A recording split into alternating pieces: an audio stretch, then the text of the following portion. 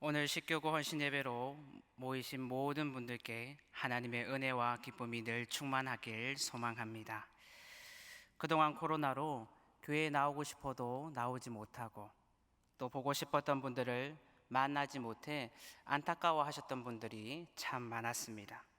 그런데 이렇게 반가운 얼굴들을 뵙게 되니 얼마나 감사한지 모릅니다. 빨리 코로나가 종식되어서 더 많은 분들이 함께 예배하고 교제하는 날이 오기를 간절히 소망합니다. 며칠 전 한 라디오에서 이런 이야기가 나왔습니다. 사람들은 이제 코로나가 언제 끝날 것인가를 생각하기보다 어떻게 코로나와 함께 살 것인가를 고민하고 있다. 이는 우리의 소망과 달리 코로나가 쉽게 끝나지 아니할 것이라는 의미와 함께 코로나가 끝나기만을 기다릴 수 없는 현실이 되었음을 말해 줍니다. 이제는 뉴스에서 코로나와 관련된 기사들을 접하는 것이 자연스러운 일이 되었고 매일 아침 확진자 수를 확인하고 우리들의 활동 반경을 최소한으로 좁히는 것은 우리의 일상이 되었습니다.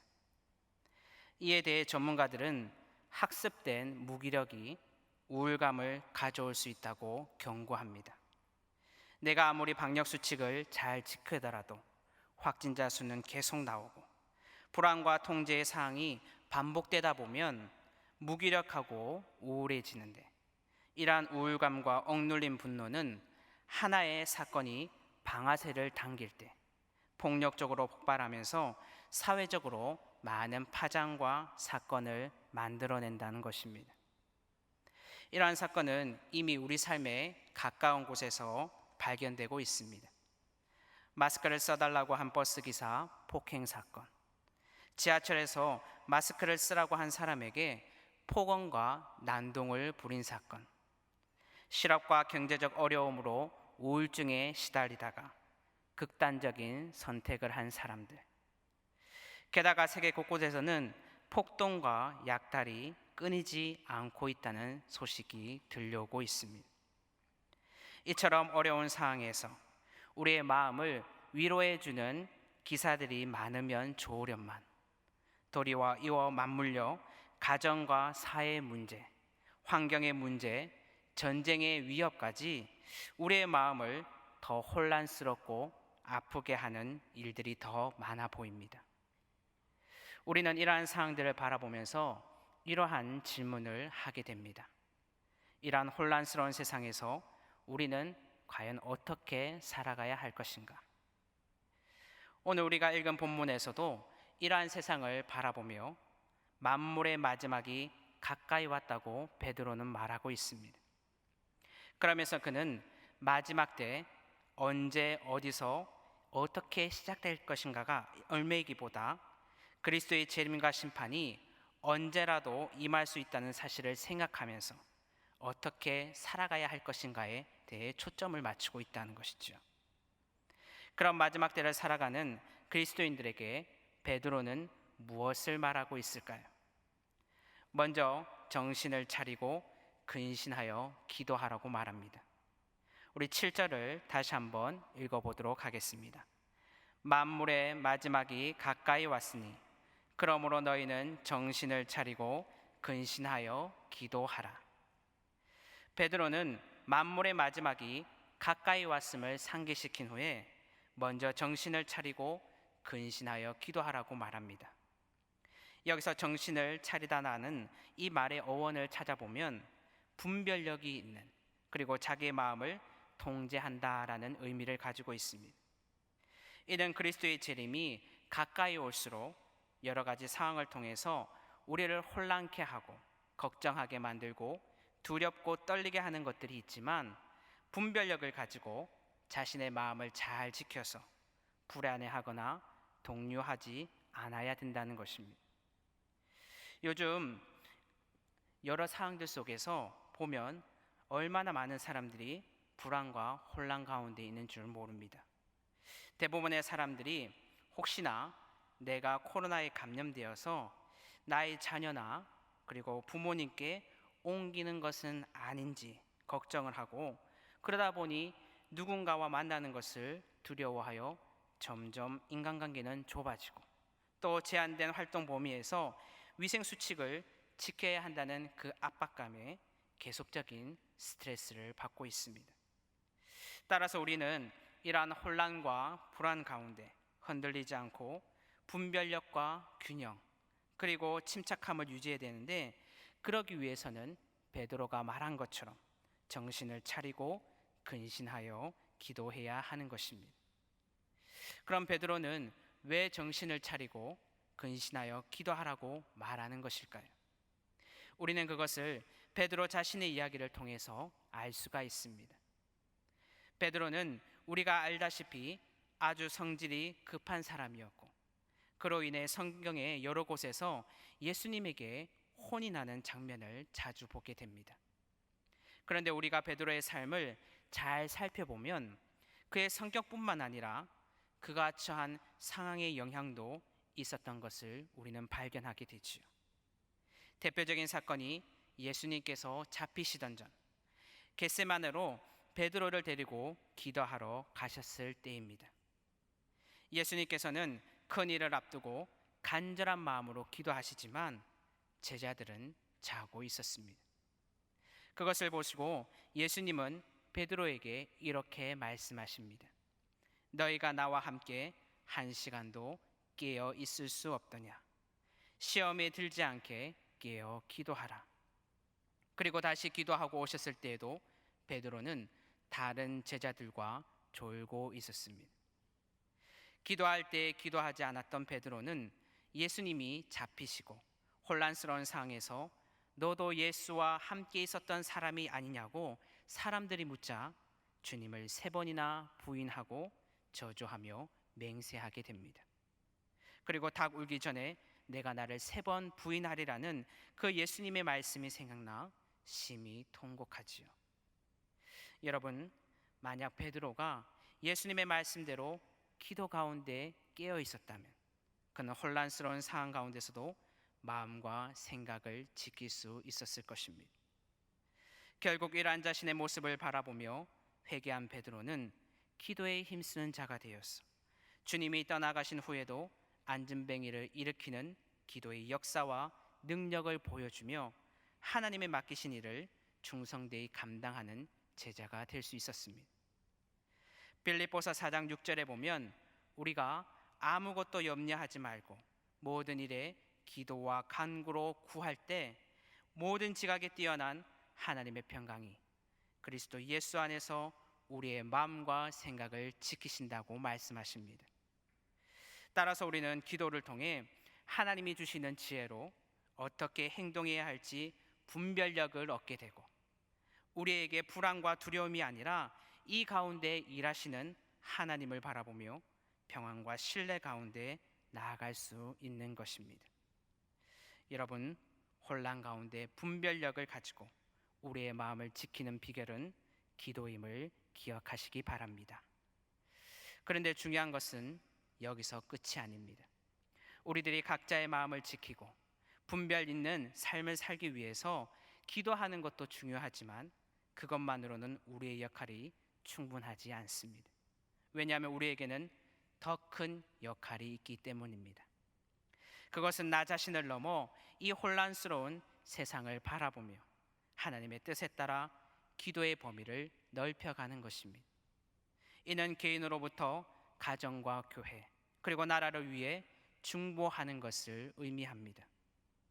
여러분, 우리가 기도할 때마다 늘 중보기도 하지 않습니까? 새벽 기도에 이른 아침 예배, 금요일 밤 기도회뿐만 아니라 우리는 모인 곳에서 늘 기도합니다. 이것은 시간이 많이 남아서 개인적인 기도 제목들이 없어서가 아닙니다. 도리어 기도하러 오시는 분들을 보면 하나같이 더 바쁜 분들입니다. 그런데 바쁜 가운데 왜 기도하겠습니까? 왜냐하면 기도는 하나님께서 우리에게 주신 사명이기 때문입니다.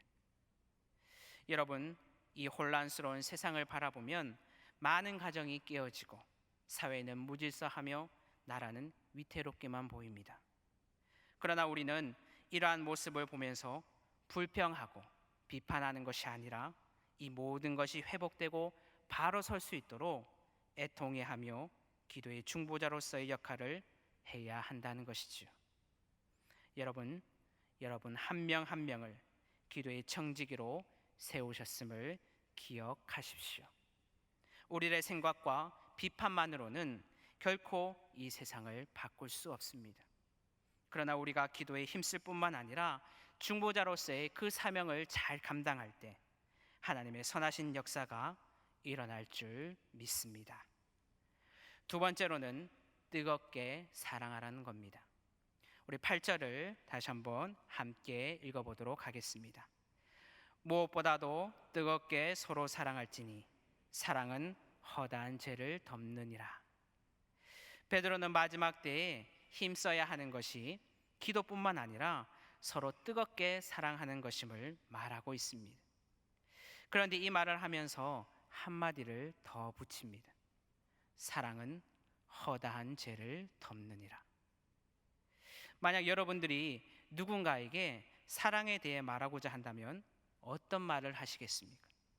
아마 서로 섬겨라, 서로 아껴라, 서로 양보하라는 것처럼 정말 다양한 이야기들로 사랑에 대해 설명을 하실 겁니다. 그런데 베드로는 이와 달리 허다한 죄를 덮는다고 말하고 있다는 거죠. 여러분, 왜 베드로가 사랑은 허다한 죄를 덮는다고 설명하고 있을까요? 그 이유는 베드로가 말하는 사랑, 이 혼란스러운 세상 가운데 필요한 사랑은 이 세상이 말하는 사랑이 아니라 바로 예수 그리스도의 사랑을 말하고 있기 때문입니다. 오늘 우리가 읽은 본문의 말씀에도 나오듯이 우리는 정욕을 따라 죄를 지었고 그래서 죄로 죽을 수밖에 없었던 존재였습니다. 그런데 하나님께서는 그런 우리들을 자녀로 삼기 위해서 하나밖에 없는 독생자 예수 그리스도를 십자가에 달리게 하셨습니다. 이러한 예수님의 죽음으로 우리의 허다한 죄를 덮어주신 그 사랑을 베드로는 말하고 있는 것입니다. 사실 서로 사랑하라는 말은 예수님께서 십자가 사건이 일어나기 전 고별 설교를 하면서 제자들에게 하신 말씀이었습니다. 요한복음 13장 34절을 제가 읽어 드리겠습니다. 새 계명을 너희에게 주노니 서로 사랑하라. 내가 너희를 사랑한 것 같이 너희도 서로 사랑하라. 그런데 한 가지 의문점은 예수님은 서로 사랑하라는 이 계명을 새 계명이라고 말씀하고 계시다는 겁니다.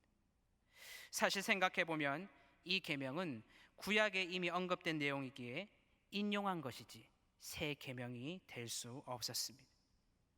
그런데 이것은 바로 예수님께서 새 계명이라고 말씀하고 계시다는 겁니다. 여러분, 예수님께서 왜 이것을 새 계명이라고 말씀하셨을까요? 그 이유는 내가 너희를 사랑한 것 같이 너희도 서로 사랑하라는 데 있습니다. 서로 사랑하라는 이 계명이 이미 구약에 있었지만 내가 너희를 사랑한 것 같이 너희도 서로 사랑하라는 이 계명은 예수님께서 직접 보여주신 이제껏 볼 수 없었던 예수님의 희생적인 사랑이었기 때문입니다. 배신과 연약함을 문제 삼지 않고 허다한 죄를 덮으며 대속물로 자신의 목숨을 던진 그 사랑이 바로 예수님의 희생적인 사랑이었기 때문입니다. 여러분, 그 사랑을 받은 우리도 그렇게 사랑하며 살아야 하지 않겠습니까? 제가 이전에 호스피스 병원에 신방을 간 적이 있습니다. 신방을 마치고 간호하는 분과 이야기를 나누게 되었는데 제가 이렇게 여쭤봤습니다. 간호하기가 힘드실 텐데 어떻게 이 일을 하시게 되었습니까? 그랬더니 이렇게 대답하시는 겁니다. 제가 여기에 오게 된 것은 저희 어머니가 암으로 아프셔서 오게 되었습니다. 그때 간병해 주신 집사님이 진심으로 저희 어머니를 돌봐 주셨습니다. 자식도 하기 힘든 그 간호를 사랑으로 하시는 것을 보면서 너무나 감사했습니다. 어머니는 돌아가셨지만 저도 그 사랑을 전하기 위해 이 일을 하고 있습니다. 여러분, 예수님께서는 십자가를 지시고 온 인류에게 진정한 사랑을 보여주셨습니다. 그리고 우리는 그 사랑을 받은 자들입니다. 여러분, 우리 주위를 돌아보면 사랑이 필요한 곳이 너무나 많고 사랑에 목말라 하는 사람들도 너무나 많습니다. 이처럼 어려운 시기 내 주위를 바라보면서 사랑을 실천하는 것은 결코 쉽지 않습니다. 그러나 힘들 때일수록 우리가 있는 자리에서 전하는 이 작은 사랑은, 그것이 필요한 자들에게 하나님의 큰 사랑으로 전해져 복음으로 바뀌는 큰 역사가 일어나게 될 것입니다. 여러분, 하나님께서 여러분들을 사랑을 전하는 청지기로 세워주셨습니다. 그리고 그 사랑이 여러분 한 사람 한 사람을 통해 흘러가는 은혜가 있기를 소망합니다. 세 번째로는 은사에 따라 봉사하는 것입니다. 10절을 보면 각각 은사를 받은 대로 하나님의 여러 가지 은혜를 맡은 선한 청지기 같이 서로 봉사라고 말씀하고 있습니다. 하나님께서는 우리들에게 참 다양한 은사를 주셨죠. 그리고 우리는 이 은사를 가지고 이 세상을 살아가고 교회를 섬깁니다. 이 은사에 대해 사도 바울은 이렇게 말하고 있습니다. 우리에게 주신 은혜대로 받은 은사가 각각 다르니 혹 예언이면 믿음의 분수대로, 혹 섬기는 일이면 섬기는 일로, 혹 가르치는 자면 가르치는 일로, 혹 권위하는 자면 권위하는 일로, 구제하는 자는 성실함으로, 다스리는 자는 부지런함으로, 긍휼을 베푸는 자는 즐거움으로 할 것이니라. 이렇게 하나님은 그분의 영광을 위해 사용하라고 우리들에게 은사를 주셨는데 우리는 자신을 드러내는 도구로 사용할 때가 많습니다. 왜냐하면 그 은사가 우리의 것이라고 생각하기 때문입니다. 그런데 오늘 말씀에 보면 하나님의 여러 가지 은혜를 맡은 선한 청지기 같이 봉사하라고 말씀하고 있습니다. 이는 하나님께서 은사를 받은 자로서 우리가 기억해야 할 것이 있는데 은사의 주인은 하나님이요 은사를 받은 우리는 단지 청지기에 불과하다는 것입니다. 여러분, 청지기는 누구입니까? 청지기는 주인의 것을 맡아 관리하는 자입니다. 우리가 잘 아는 달란트 비유에서 예수님은 이 부분에 대해 명확하게 말씀해 주십니다. 주인이 종에게 5달란트와 2달란트 그리고 1달란트를 맡기고 가지요. 일을 끝내고 돌아온 주인이 결산을 하면서 5달란트와 2달란트를 받은 종은 받은 것을 열심히 가지고 일해서 5달란트였던 종은 10달란트로, 2달란트였던 종은 4달란트로 만들었습니다. 그러자 주인은 잘하였도다 충성된 종아, 내가 작은 일에 충성하였음에 내가 많은 것을 맡기고 그뿐만 아니라 내 주인의 즐거움에 참여할 것이다 라고 말을 하죠. 그런데 1달란트 받은 종은 그 받은 대로 그대로 가지고 있다가 악하고 게으른 종이라고 혼나면서 있는 것까지 빼앗기는 것을 보게 됩니다. 여러분, 하나님께서는 우리에게 은사를 주셨고 그것을 잘 사용하길 원하십니다. 그럼 우리가 이것을 어떻게 하면 잘 사용할 수 있겠습니까? 베드로는 11절에서 이렇게 이야기합니다. 만일 누가 말하려면 하나님의 말씀하는 것 같이 하고 누가 봉사하려고 하면 하나님이 공급하시는 힘으로 하는 것 같이 하라. 이는 범사의 예수 그리스도로 말미암아 하나님이 영광을 받으시게 하려 함이라. 이는 우리가 교만함으로 은사를 주신 하나님을 잊어버리고 나의 영광을 위해서 은사를 사용하는 것이 아니라 하나님의 말씀을 하듯 하나님이 공급하시는 힘으로 하듯 은사의 목적에 따라 겸손히 봉사하고 섬길 때 범사의 하나님이 영광을 받으신다는 것입니다. 여러분, 주위에 보면 참 많은 분들이 받은 은사를 가지고 잘 섬기고 있습니다. 기도의 은사가 있는 분들은 기도가 필요한 자들을 위해 늘 기도 제목들을 가지고 기도하고, 사랑의 은사가 있는 분들은 어르신들을 섬기고 주위에 있는 사람들을 잘 챙깁니다. 섬김의 은사가 있는 분들은 남들이 꺼려하는 곳에서 솔선수범하며 섬긴다는 거죠. 보이지 않는 곳에서 봉사하고 섬기는 모든 분들을 다 말할 수는 없지만 많은 분들이 하나님께 받은 은사들을 가지고 기쁨으로 섬기고 있습니다. 여러분, 왜 이분들이 그렇게 기쁨으로 섬길 수 있을까요? 정직의 삶은 은혜요, 하나님께 영광 돌리는 삶임을 알고 있기 때문입니다.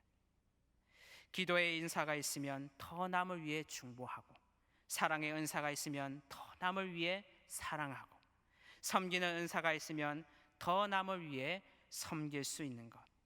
그래서 우리가 가진 은사를 통해 겸손히 하나님의 영광을 드러내는 것, 이것이 하나님의 청지기로서 은사를 사용하는 우리의 의미요, 우리의 사명인 것입니다. 여러분, 하나님께서는 여러분들을 은혜를 맡은 선한 청지기로 세워 주셨습니다.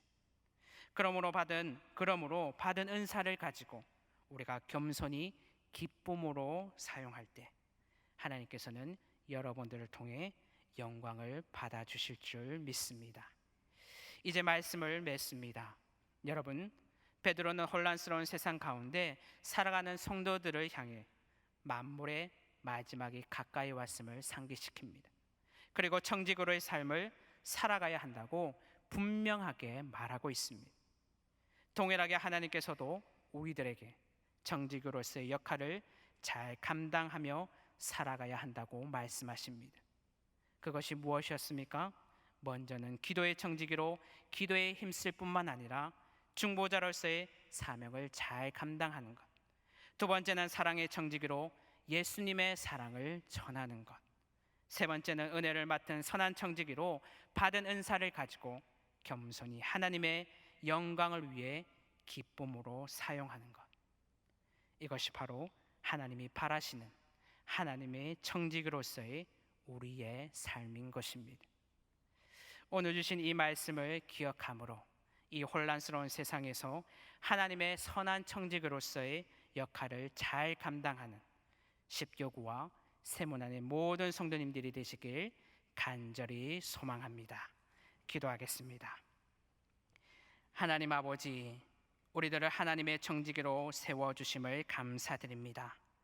어렵고 혼란스러운 시기이지만 오늘 주신 말씀을 기억함으로 기도에 힘쓸 뿐만 아니라 중보자의 사명을 잘 감당하게 하여 주시고, 예수님의 사랑을 전할 뿐만 아니라 받은 은사를 가지고 겸손히 하나님의 영광을 위해 섬기고 봉사하는 하나님의 청지기로서의 사명을 잘 감당하는 저희들이 되게 하여 주시옵소서.